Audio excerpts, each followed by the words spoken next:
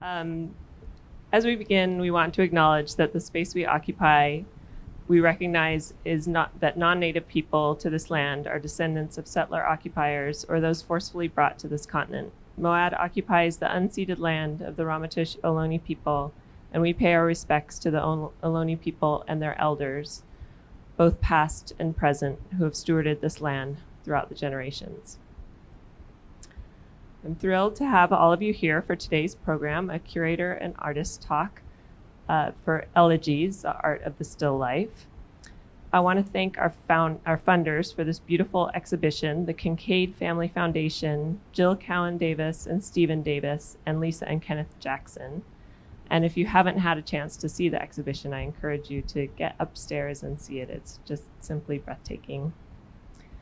So today's panel includes two of the artists from the exhibition, Sadie Barnette and Devan Shimoyama. Sadie Barnette, yeah, thank you, good job. Excellent. Sadie Barnette's multimedia practice illuminates her own family history as it mirrors a collective history of repression and resistance in the United States.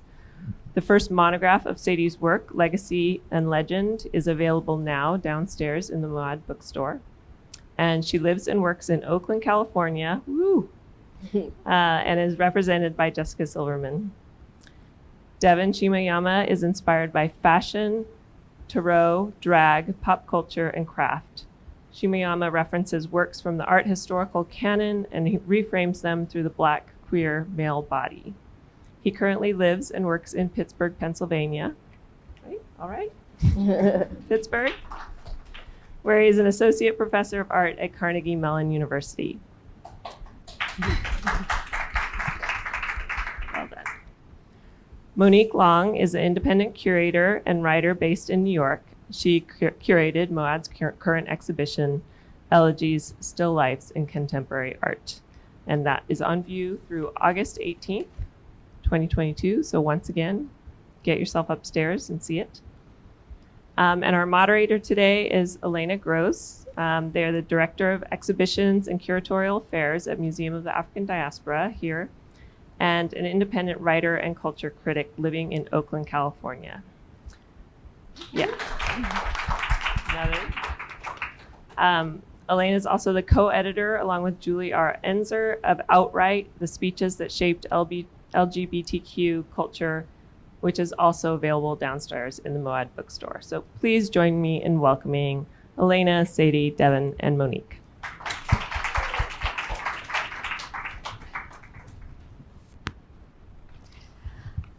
Thank you everyone for being here. It's very exciting to see everyone's masked faces in space again. It's been, this kind of COVID thing has been a roller coaster for all of us, so it's really great to be able to gather finally. And thank you again. I just want to thank Monique, obviously, for curating the exhibition upstairs. I also want to thank Sadie and Devan, and again, Monique and Devan for coming such a long way to be here with us this evening. So I'm just going to jump right into it. Thinking about the exhibition, Elegies, Still Lifes in Contemporary Art, the word that probably jumps out to most people first, naturally, is the word elegy. And so I just want to take a moment to start out by thinking about what elegy, the word elegy or the idea of elegy conjures for each of you. Do you have whether or not you have a personal relationship to elegies, a professional or artistic relationship to it? How does it show up for you, or what does it call to mind? And anyone can start.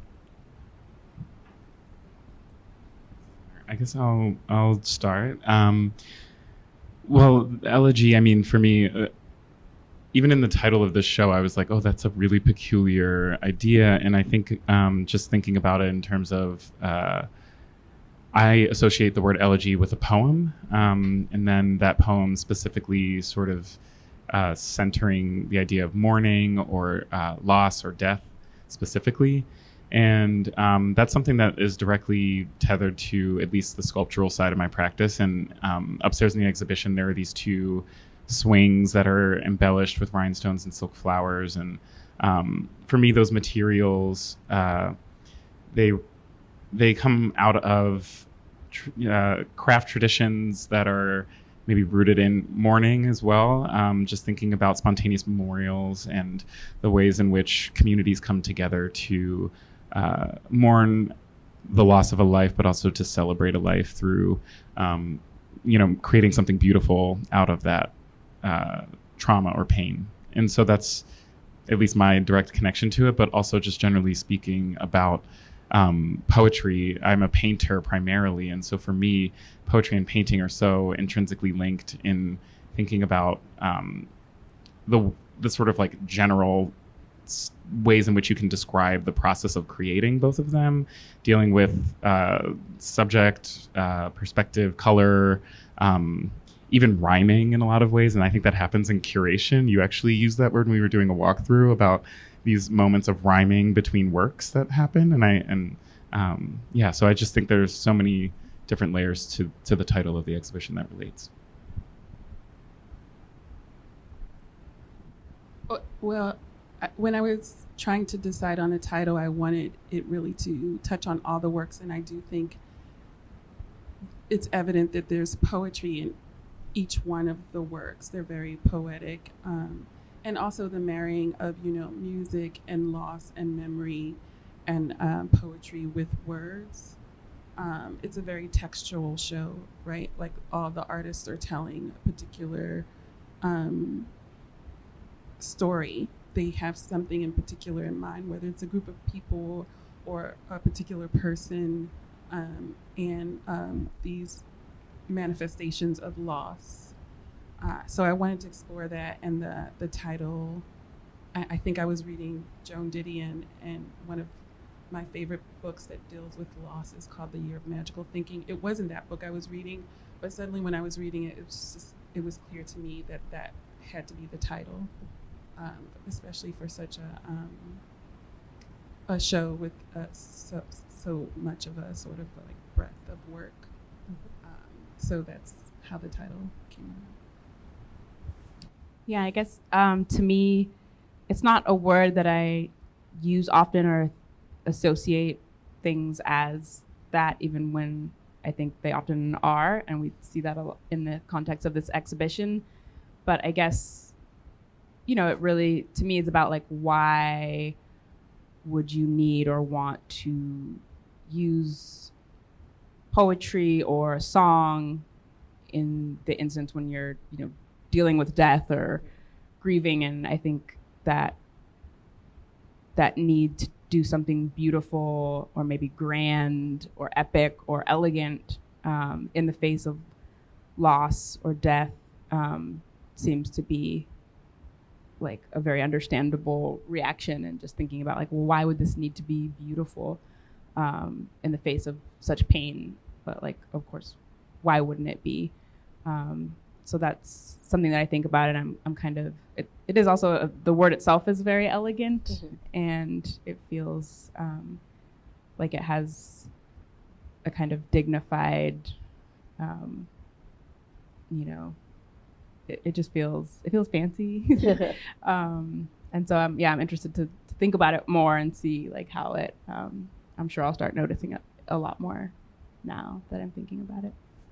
Yeah, it's interesting. I feel like the ability to express something that feels truly indescribable when you're experiencing loss or trauma in the moment. There's the ability to put it into words or to put it into song, like that just seems like a feat of the greatest possible magnitude, and to make something beautiful out of something so difficult.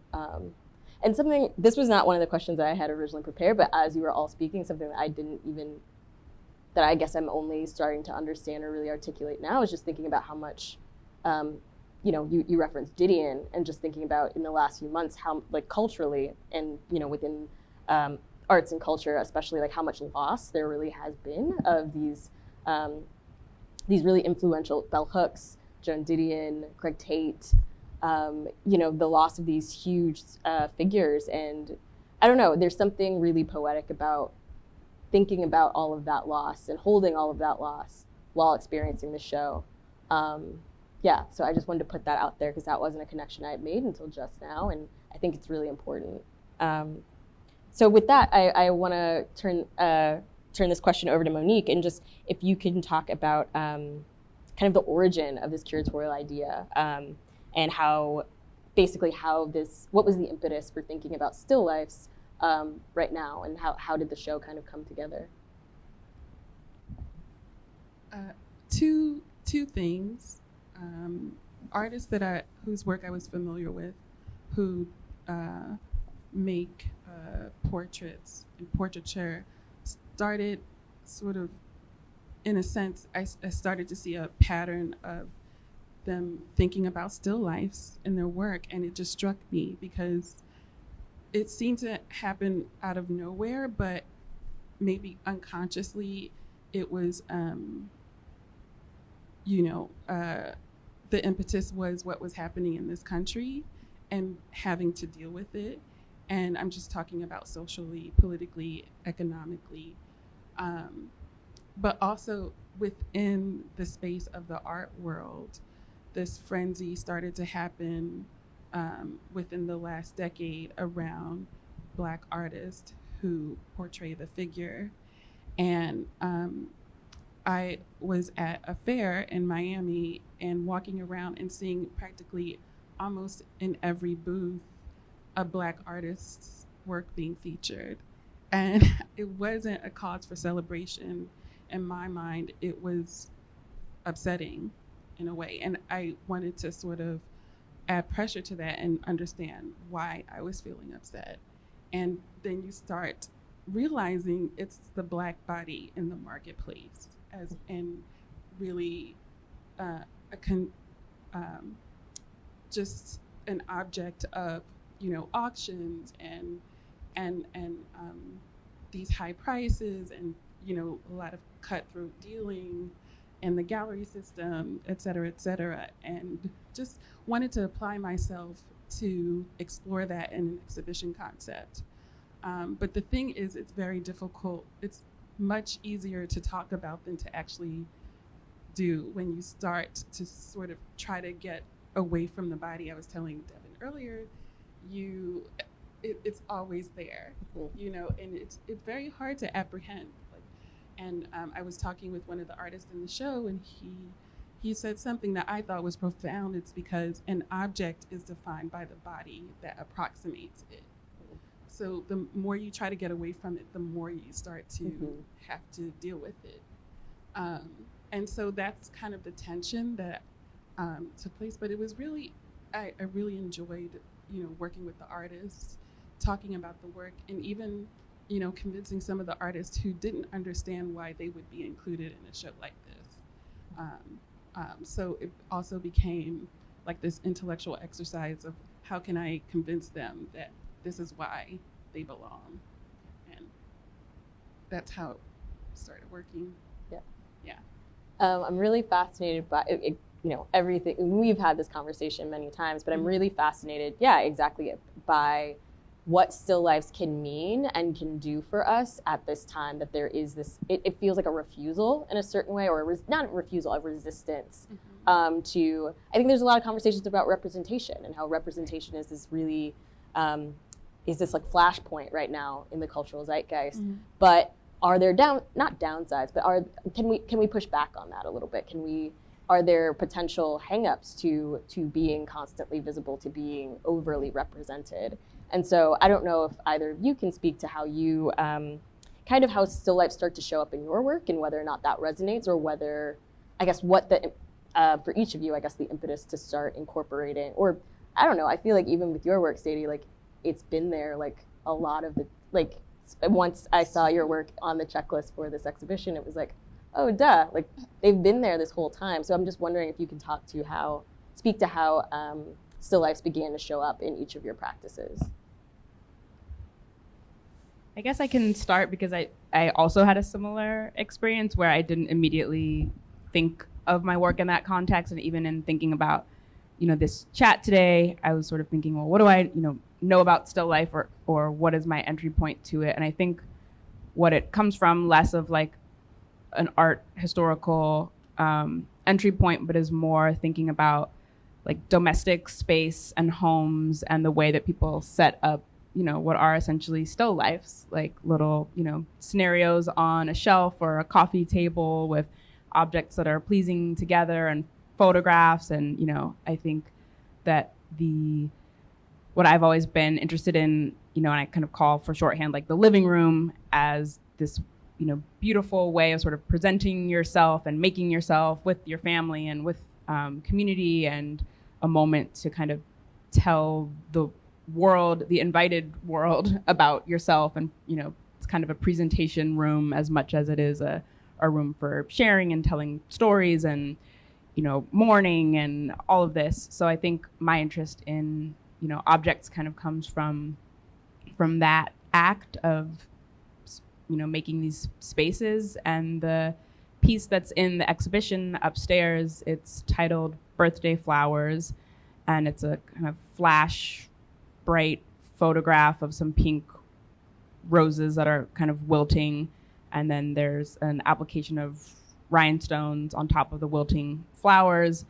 And I think that, you know, that piece, it's called Birthday Flowers because that's what they were. They were flowers from my birthday that were beginning to fade as every birthday kind of, you know, is exciting and then fades and the balloons start shriveling and, you know, time is passing and the flowers are wilting, as, you know, we sort of all are in this fleeting journey of being in human bodies.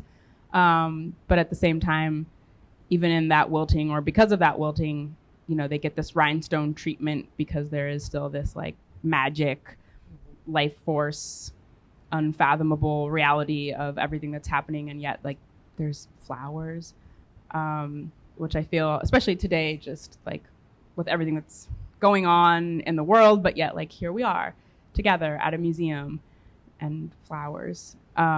So yeah, and I guess that's what that piece is. And I have thought more about that piece because of the context of the exhibition, which I think is, you know, really exciting and speaks to the power of, like, you know, being in conversation with other works and what curating can actually sort of, you know, there's different ways of curating, obviously, and sometimes you don't want it to be obvious, but sometimes you kind of want there to be, you know, something new that happens with the works together. And so I've definitely have been thinking about that piece differently. And if other examples of works come up, I'm happy to chat about those as well. Yeah, I think about, I remember being told that this show was about still life, and hearing that you wanted to put the swings in the exhibition, and I was like, oh, that's interesting. Like, you know, because I mean, in my mind, and maybe this is similar for you, the majority, I mean, that type of work for me at least exists as and it's an object. I mean, it's a sculpture or whatever, or an installation. And then I was like, oh, but I mean, you know, singularly, or even if I sort of zoom into it, it is a still life. It's a construction of a number of small parts that comes together to tell a story, or even sort of is a portrait in and of itself in a way. And I think that a lot of the function of still life is to kind of do that. I mean, it gives a lot of context. It can tell a story. It can talk about, you know, in art history, you learn a lot about different still lifes that kind of talk about death, as you see like rotting fruit and vegetables and things like that. Yeah, and I feel like in my practice at large in general, I mean, I'm a figurative painter primarily, and so it. I graduated grad school 8 years ago, and you know, I'm a part of that sort of slew of many artists that have come out and really started showing a lot of that figuration. And it is kind of, in some ways it was exciting, and in a lot of ways it felt like it almost didn't even matter what you were making. It felt like it was the sale of bodies, and so of Black imagery, or the image of the Black body in any capacity, would just be monetized in this way that felt really strange. And so for me, making this work that's non-figurative and doesn't sort of permit the viewer to have a piece of that of that identity in some way, it feels like there's a sense of control and limitation and it's a little slower to access, I think. A lot of the time, that type of work that I make, that's non-figurative, like, people project onto it. They might have an immediate reaction of, oh, it's really sparkly, it's fun.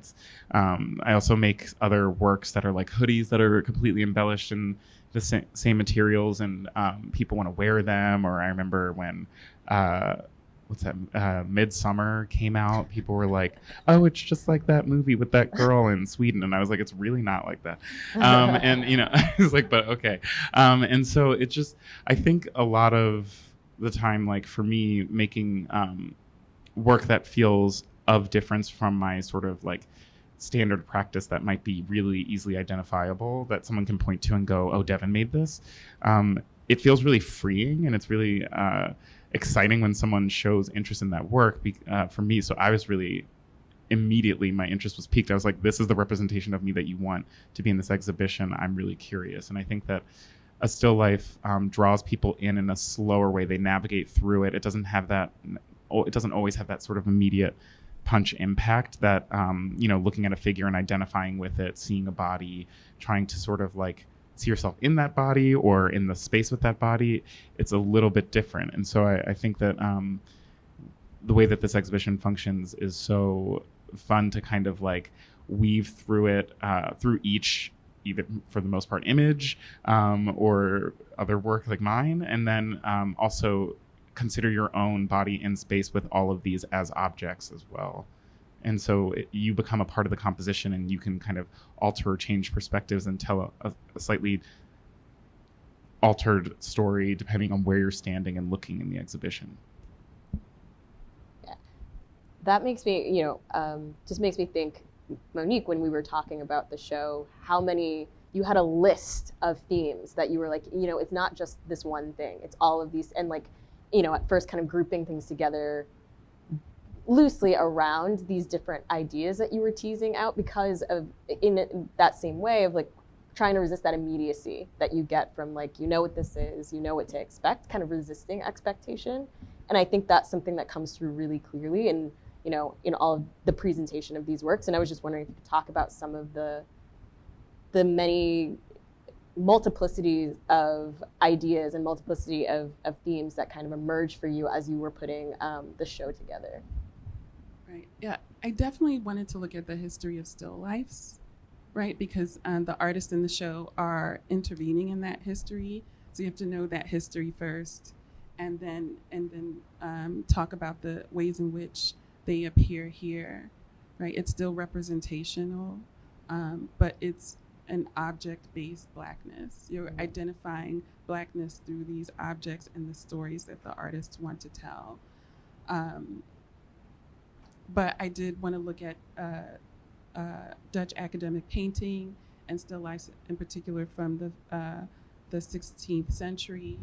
But really still lifes go back to antiquity, Greek antiquity. There are still lifes of paintings that were trompe-l'oeils that, actual birds would get confused and think the berries painted on the caves were actual berries. But going back to Elegies, I wanted some conventional still lifes, but I also wanted to talk about the ways in which artists were departing from that, and why. So I think we discussed some themes like the history of Blackness in the diaspora. We talked about evidence of the absent body, which maybe could have been my second option for a title. Yeah.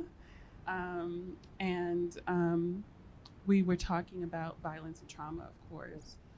But I think multiplicity is a good word, because many of those themes overlap in the works.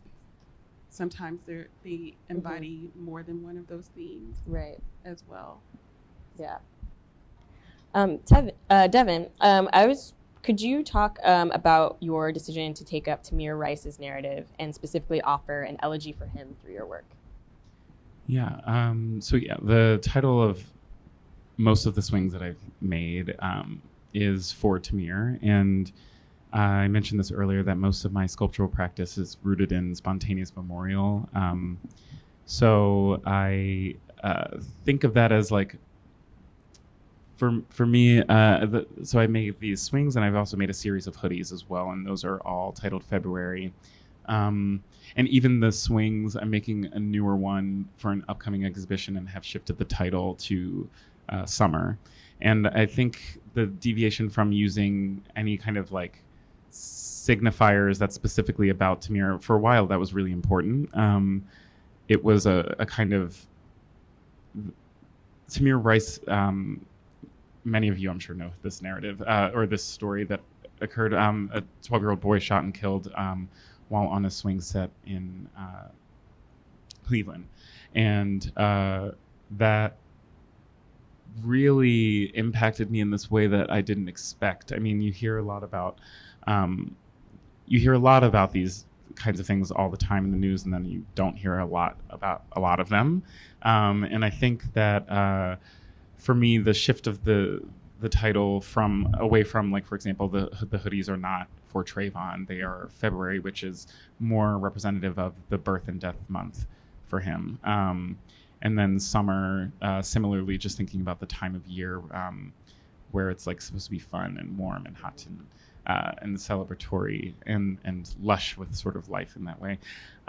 So I really wanted to kind of have it a little more open, and I've been reflecting a lot on thinking about the use of that name in it was an initial response to my own kind of processing of how I felt about that. It was something that really impacted me, yet I don't know him, I don't know his family. And yet at the same time, I think it was something that I could see, my cousin, this could be my cousin, this could be, a friend of mine, their sibling or their child. And I saw a version of myself in this as well. And so I think, for me, it was the process of even making these is a very, it's a very intimate process of just like embellishing something is very cathartic in a lot of ways. I can kind of clear my mind in a different capacity than I do in my own painting practice, which is a little bit more, I'm strategizing, I'm kind of figuring something out as I go, or sometimes it's really planned and I'm following through. Whereas these are just, the swings are just kind of me either clearing my mind or focusing on a specific person, or trying to. Sometimes I've made them with other people. I've sat and worked on things like that with like my mom, or sometimes with my assistant or friends. And so it's just something. It's a way for me to find catharsis. And so I think also the sort of shift in titles away from the specificity of kind of bringing up those names again and again, I think is to be more sensitive to those families, I think, that are still dealing with and processing, this highly publicized death of their family member or loved one. So, I think, and then I also will say that I've made other works that deal with loss in a different capacity. I have another large-scale installation that's at the Smithsonian Arts and Industries building right now in an exhibition called Futures. And that depicts like these 4 12-foot tall utility poles that are fully embellished head to toe, and they have shoes dangling from them and silk flowers all over, this kind of like lush overgrown kind of almost like little grove. It's called the Grove. And I think of that as kind of paying homage to the loss of, or especially that existing in DC is really interesting to me, to think of the sort of erasure of specifically Black community in that space. And for me, it was reflecting on where I'm from in Philly. A lot of those places, every time I go home, it's like this really strange moment where I'm like, oh my God, I can't even believe, I've had friends move to certain neighborhoods and I'm like, you're moving to where?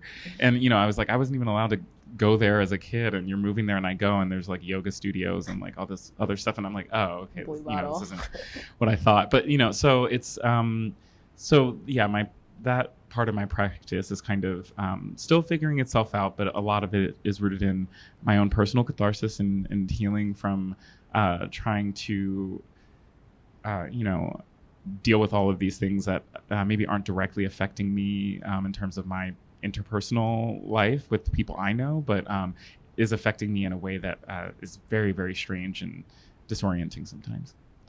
I love how you're talking about the work, and specifically the swings, as being kind of responsive to like context. You know, there was a period where naming the swings for Tenier had, you know, a resonance that feels like it shifted, and that feels different. And so it just brings in another layer of like time and like the kind of the responsiveness of time, which just, again, in thinking about mourning and thinking about death and how time really shifts the way trauma affects the body, affects like the mind psychologically, and how we all move through it, all at different times, and it's not a linear kind of experience. So that's really lovely.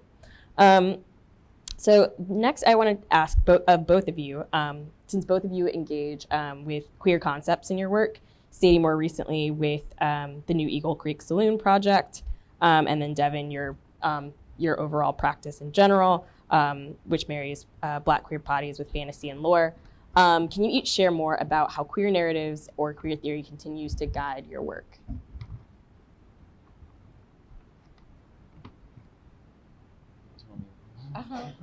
Yeah, you can. Okay. Can you ask the last part of that again? Sure. Can you each share more about how queer narratives continue to guide your work? Yeah, sure. Queer narratives are like super present in a lot of what I do. I think a lot about, I have so many different bodies of work that I think of in my practice. So ranging from mythology to fairy tales and folklore to pop culture to like my own personal experiences and certain types of spaces. Like I had an entire body of work surrounding the Black barbershop and queerness in that space and how that intersects. But I think when I think of like queer narratives, I'm going to take that kind of literally. And I've been playing a lot with specifically thinking about how there's been this, I'll take this one specific narrative, is the story of Ganymede, which is like a myth about Zeus finding the most beautiful boy on Earth or whatever, and he sort of swoops down and in the form of an eagle takes him up into Olympus to be a cupbearer to the gods, and then Hera gets really upset because Greek mythology hates women and makes her this like villainous, like angry woman. But and essentially he has to eventually like sort of get rid of him as this cupbearer, and so he scatters him into the sky as to honor him as the constellation, the Aquarius constellation. So if you see the Aquarius constellation, it represents like a someone pouring water basically. And I always thought about this, their dynamic as being, it's been depicted as kind of homoerotic. You can sort of see in a lot of sculptures historically or paintings or depictions of their dynamic. Sometimes Ganymede's babies, sometimes he's a lot more physically mature than that. And so the relationship always kind of has this kind of like sexual undertone, yet also some people argue that the beauty wasn't about physical beauty, it was about the beauty of the mind, and they had these really rich, lovely conversations and things like that. And I just felt like what I was always fascinated by was like, it felt like Ganymede had no autonomy or say in any of this. And so I've made these paintings that are kind of just thinking about beauty, thinking about intelligence, thinking about having my own kind of autonomy over loving myself, loving my own body. I've depicted myself in paintings as Ganymede. I've depicted that scene of being swept up by the eagle as being one that was more of a fight and less of just a sort of a baby being plucked up from the ground and just not knowing what to do. But I've made paintings of that scene, of this sort of like battle between the two, to have that kind of autonomy and control over one's body and role. So I've done things like that. I've also incorporated a lot of thinking about how that story relates to the stars and astrology, and how some of those things can directly relate to tarot and expand into other things like alternative healing practices, thinking about Reiki or chakra and all of these things. So there's been this really big embrace, I think, in especially queer identifying people of color, sort of really embracing and exploring alternative healing practices, but also looking into magic and other types of mysticisms and divinity, which is really exciting too. So I'm incorporating a lot of that as I kind of explore it myself. And so that's how it kind of manifests for me. Yeah, I guess how I'll answer that is that with the New Eagle Creek Saloon project, it was really, kind of an answer to what I saw was missing from queer histories. And, for people who don't know, the project honors my father's bar, which was the first Black-owned gay bar in San Francisco in the early 90s, not too far away from here on Market Street. And it was this situation where it just wasn't well known. It didn't have a paper trail or a history. It wasn't something that grad students were studying or, in Netflix documentaries. They are now, which is really exciting. But, there's just, I think, this thing that happens sometimes where as we study our history, we don't necessarily have a ton of resources. And so we kind of cling to the few things and spaces that we do know, and don't always hold space for the names that we don't know or things that, we will never know. And so to me, it was important to really, enter the name of the New Eagle Creek Saloon into existing channels of queer history, but also to kind of trouble, the archive in general and make its own archive that operated through people dancing and actually being together in community. And, to sort of whenever I started the project, people would always say, oh, you have to go to this archive or that archive. And, it was kind of backwards because there wasn't an archive for this project. And I think sometimes artists or academics, we just trust so much in the archive that anything you're looking for is going to be there. But, we have to put things there. And so that was a lot of what that project was about, and just pointing to a space that these things just happen all the time. Similarly, the work that's about my father's activism, and specifically in the Black Panthers in Compton, a lot of times when I would tell people that my dad was had founded the Compton chapter of the Panthers, they would say, oh, what's his name? And kind of expect to have heard from him or heard of him. And, the thing is, there was thousands and thousands of people organizing with the Panthers. And I think we kind of get it in our mind sometimes that people who have done important things, they're in the books, we know all their names. And so to me, both of these projects are really about locating those histories within the context of our families and, stories that we are sharing at the dinner table. Is its own kind of archive and is its own way of kind of preserving and excavating these histories. And I'm sure that it, also those histories and theories just kind of are so much in the air that I breathe. That's like a fish not knowing they're in water or something. It's just in the way that I'm critiquing everything and, kind of hoping to always be a little bit indescribable and put in a boxable, and to kind of do something and then undo it and make sure that, the work is also contradicting itself and aware of contradictions, and trying to layer all of those things on top of each other in a multifaceted practice, and with a really multifaceted way of looking at all of these, overlapping moments and identities and parts of my dad's story.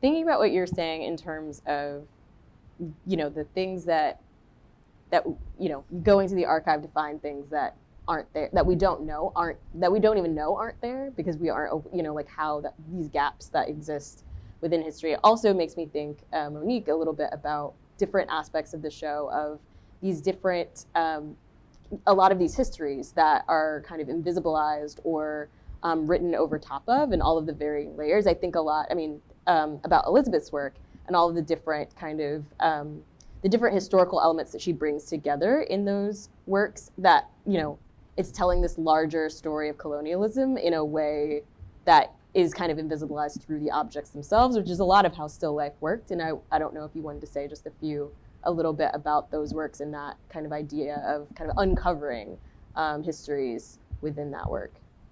Right. Just talking. Oh, and that's Elizabeth Colombo. Sorry, Oh, I should. Elizabeth Colombo, who has 2 works in the exhibition upstairs, Elegies. Right. They're probably the most conventional looking, but really sort of activating something that's not a part of the Dutch academic paintings sort of trajectory. So they look like it, but they're sort of subverting it at the same time by reclaiming the technique.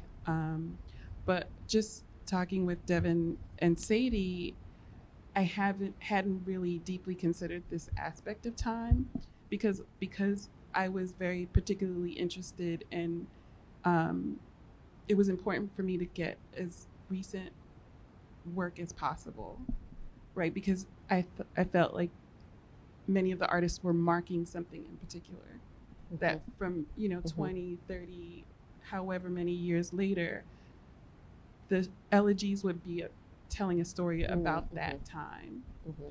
So yeah, I think it is, there is sort of a revealing something that's concealed. Devan talked about how some of the stories that we hear, because Tamir was murdered around the same time Eric Garner and Michael Brown were. And so at a certain point, we were always sort of reacting and acting about these stories, but it was so overwhelming. And so looking at these works and talking with the artists about the works they were making was really my way of dealing with it all. And so there was that.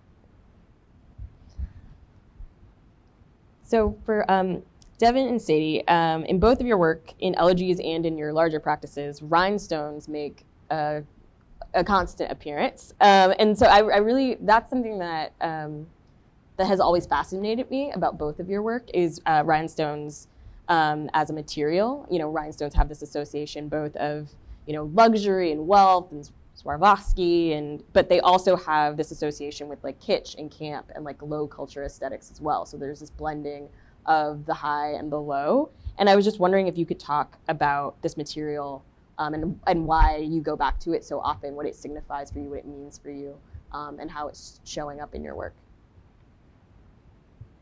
I think for me, it kind of starts with, I grew up in Oakland, born and raised, and I always just loved the kind of like swag and way that people would present themselves and find each other through kind of like extreme acts of beauty and decoration. And I think car culture, is one of the prime examples. So like in Oakland, we have like the scraper car scene, or even scraper bikes, which, with the cars, it was like taking a not really cool car, but making it amazing just with like a really sick paint job and really big rims and a banging sound system. And so to me, just that thing of like really flipping something and taking ownership of it and announcing that you are like here and coming down the block, just with like these aesthetic decisions, and that, translating over into like, manicures and over the top, like I was always really into nail art even before it kind of became a big thing. I would like order stuff from Japan and jewelry and like the just layers of bling and shine. And, to me, it was always just about like a way of being like, I'm here and things are not perfect, but like I am going to shine, and I'm not waiting for the perfect world or a revolution, to fully inhabit like my beauty and to do it with other people who I think are beautiful and to be in this conversation, this kind of like shine conversation and dialogue. And so that's where a lot of it comes from. And then in my work, it happens in different ways. Sometimes it's to add life to something. Sometimes it's to kind of obscure or redact something, particularly in the works that engage the 500-page, rather chilling, terrifying, unconstitutional surveillance file that was kept on my father during the COINTELPRO years. That when I used the glitter and the rhinestones in that capacity, it was really thinking about what would piss off J. Edgar Hoover the most and what would be like a kind of kryptonite. I felt like instead of like, slashing the documents or burning the documents or scribbling on the documents, I felt like these like little adornments, embellishing and annotating in a way, but with something that was an embellishment, would be like my own type of redaction, this unknowable, unsurveillable language that would kind of like, produce a glitch in the system and be this kind of like counter surveillance technology or restorative technology, which I guess also relates to like some of these future concepts, and thinking about these like glittering, alternate realities or other planes, and getting almost into that like mysticism, because like there's got to be something other than this world. I hope so. I loved all of that. That's like, I also love nail art. I really think about rhinestones in so many different ways that it's like kind of crazy. So I'm just gonna pick a few. Yeah, just throw them out there. But one that jumps into my mind right now, which is not something that I often talk about because I usually have like a kind of go-to script for like that question because people ask me about that. But one thing that I was thinking about was like, especially in this kind of context, and the way to light something like rhinestones properly, especially because Monique took me over to the museum to see the Guapé show, the designer, and I was thinking a lot while walking around. I was like, it's so dark in here. I was like, it's so dark in here, but then everything is so dramatically lit, and you notice that everything that is made in there shimmers in this way that feels divine and holy. And I immediately thought back on how that's very intentional, that type of lighting, not just because it's also in a museum with a lot of historic painting that can't be in a certain type of lighting, but also it it really sparkles and shimmers and feels it feels like magic or divine intervention in some capacity because of the way the light refracts and almost like dazzles the viewer in a way. I fully audibly gasped at some of the works in there, and I think a lot about how in historically, and when you would go to like a church or something, you'd see the priest, they would be wearing garments that are embellished with like gold thread, right? And it's sort of in those spaces they would traditionally have like candlelight flickering, and they would feel and look like these divine figures that almost glow in that space, like they're accessing the creator himself. And so it's just this really amazing kind of thing that I love with rhinestones, is that it's sort of it does that. It dazzles in the right lighting conditions. It's this cheap kind of tacky thing that sort of mimics something really grand, and I love that. That feels like drag to me. It feels like this construction of beauty through the synthetic. It makes me think of like costume jewelry, which is another material that I use a lot. It's mimicking actual jewels, and my grandma, when I was a kid, she had a lot of costume jewelry, and I'd be like, oh my God, are these like real like rubies and diamonds? She's like, they're as real as I need them to be for this, whatever, for the weekend.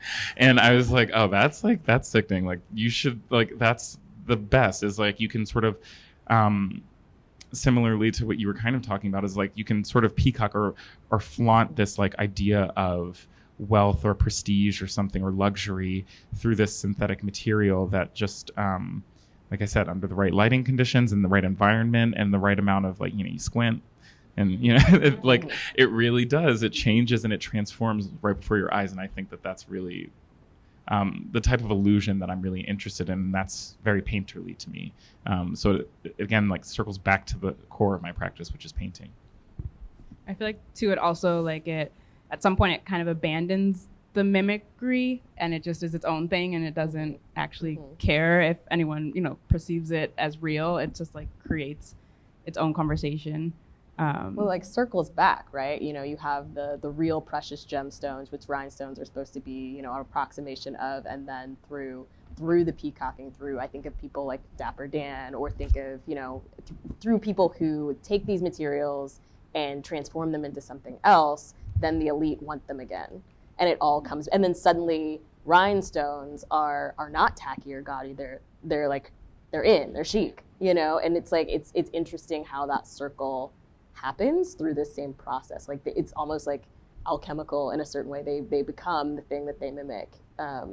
They become an object of luxury and refinement. Yeah.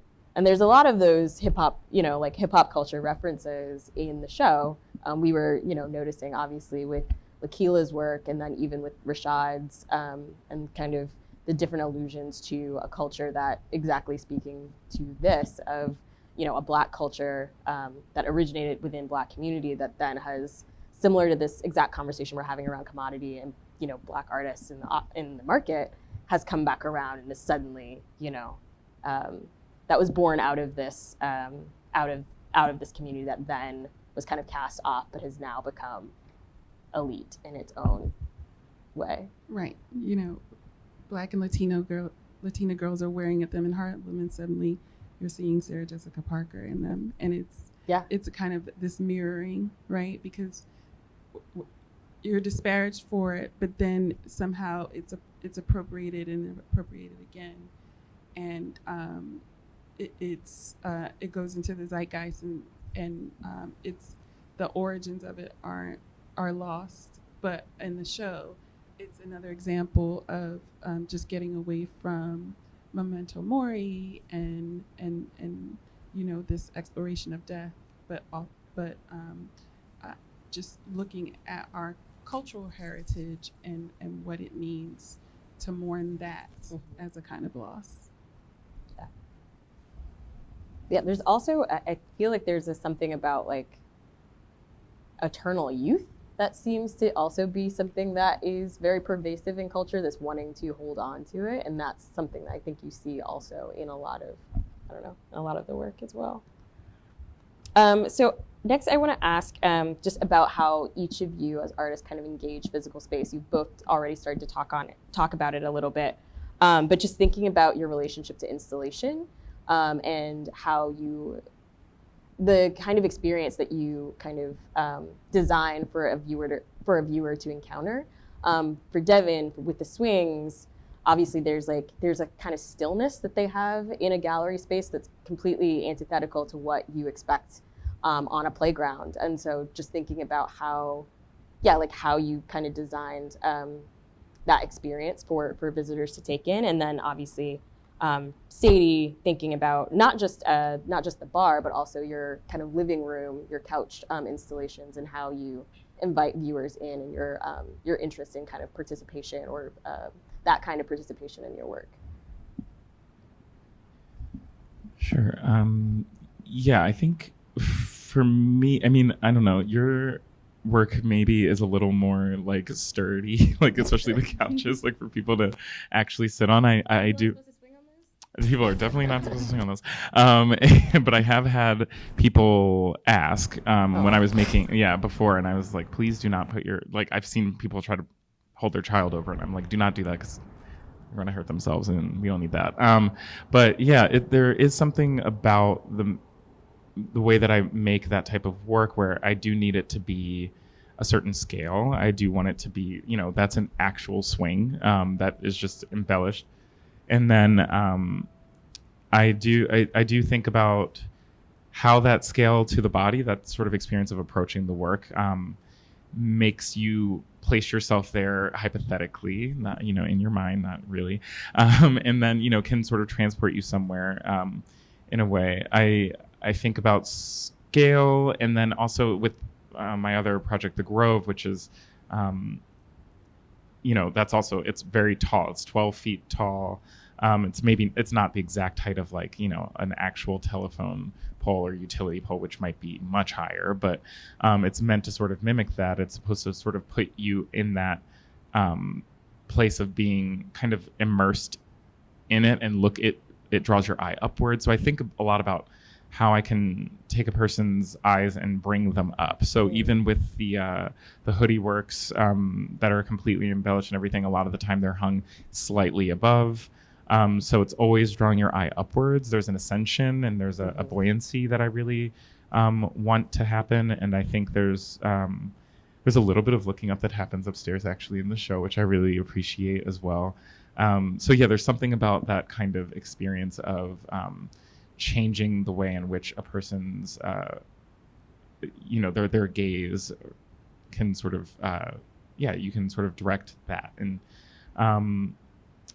and then other than scale and then looking up, I think also just the sheer materiality of it and the sort of nameability of it is really important to me, that these are things that people there's an immediacy to it. It's very direct. You can say what this thing is, but usually they're non-functional. So yeah, you're right. Like when you walk into a museum space, you don't expect to be like actually swinging on a swing set or anything like that. But I think for me, it's about sort of teleporting somebody in that moment outside of it. It's still very painterly to me. It's about creating illusion. It's sort of taking you into a new space without physically actually transporting you there. So I don't know, maybe someday I would make a version of this that would be functional, but I think that would sort of take away from the work and the fact that I want people to sort of have a different type of experience where it's more internal and requires a lot more sitting with something, thinking about it, mulling it over. I'd be more inclined to work with people to making the work than using it as like a functional thing.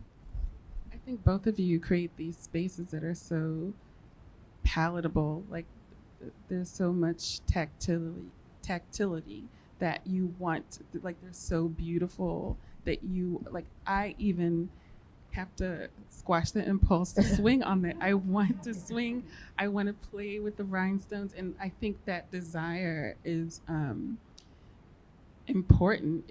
It makes you engage with the work more.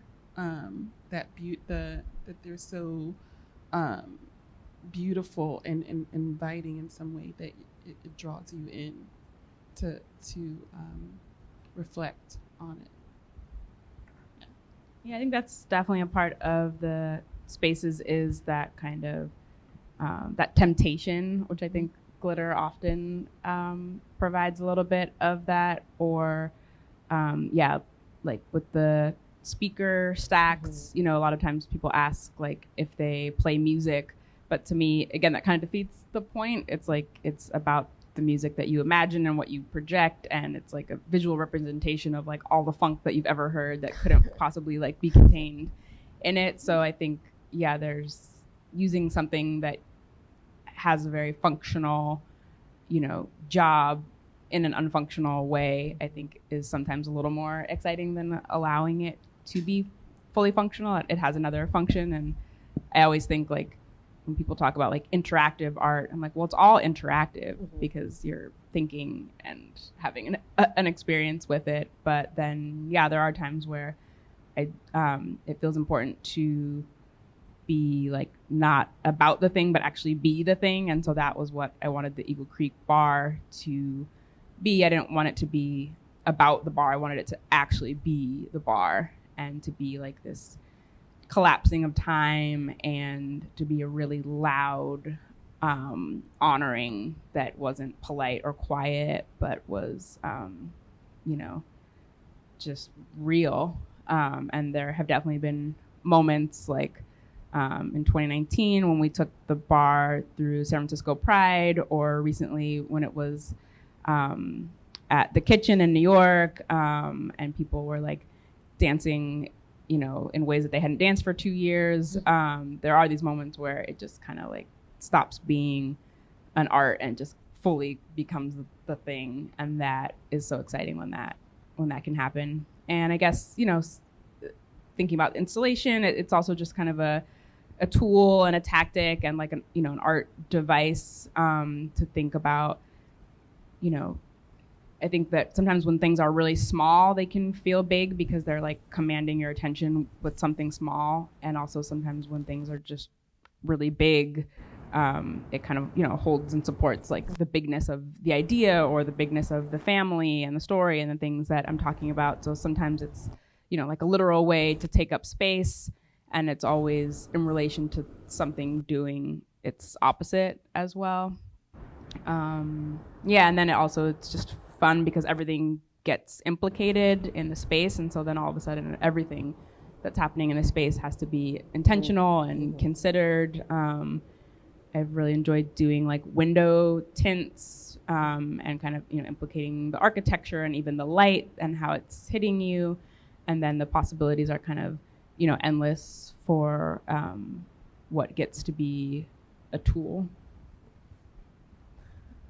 Well, thank you both. Thank all three of you for being in conversation today. This was fantastic.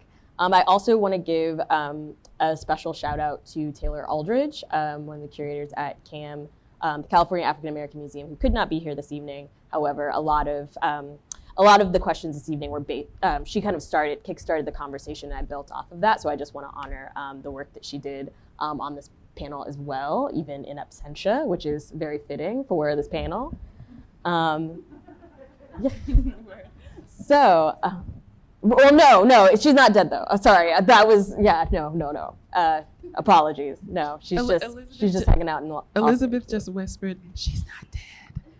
So I don't want to give the wrong impression. Anyways, thank you all for coming, and thank you to our panelists. Oh, and yes, and I want to conclude with I love to end with people plugging things that they're doing, that they're working on. So if there are any exhibitions or catalogs or anything that you have coming up, please let the people know where they can find you next. Yeah, well, shout out.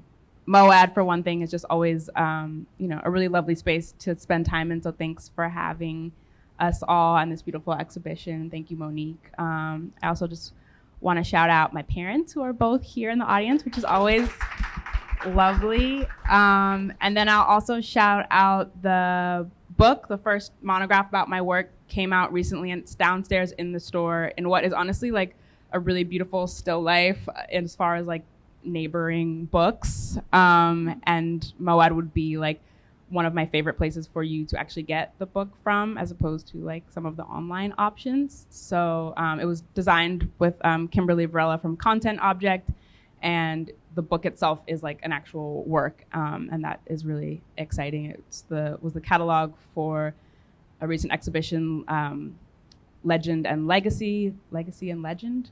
I always flip it because I'm dyslexic, but if you buy the book, you'll know the title forever.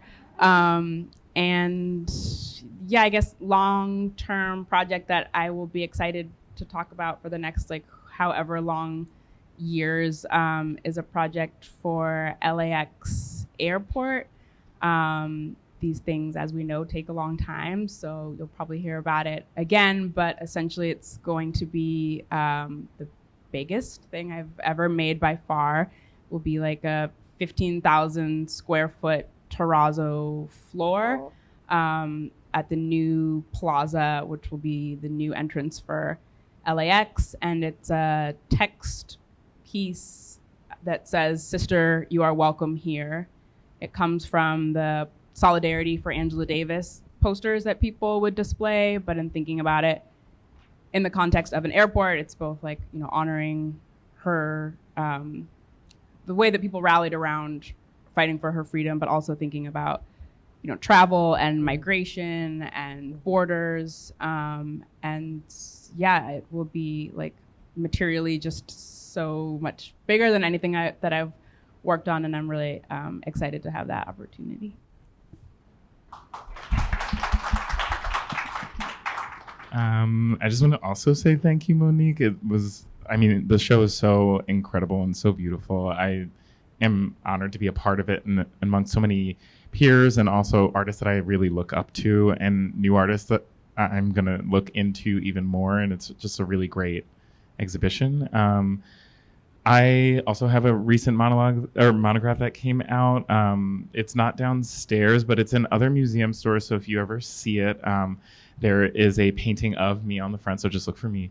And it's titled All the Rage. It's sort of comes out of, that's the title of my most recent museum exhibition in Erlangen, Germany at Kunstpalais.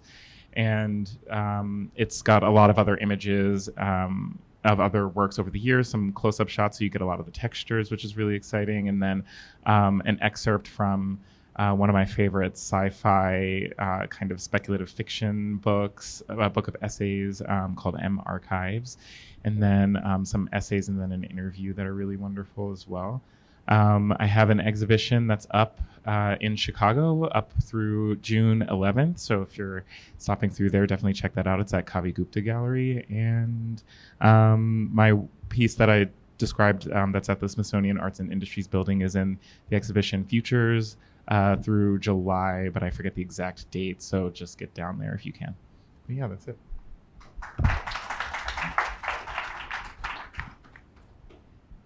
I would love to thank MoAD. They've been wonderful hosts. I've had a great experience at the museum, and I love San Francisco. And I've been enjoying my time here. The exhibition will close this summer in August and reopen in Savannah. So I'm still actively working on the exhibition in its next iteration, and I've been doing a lot of writing as well, so you can check out. I recently wrote a personal essay on Dapper Dan for the Costume Institute at the Met, and that's available online, and other various writing projects like that. And I'm also working on a book of contemporary art artists from Philadelphia.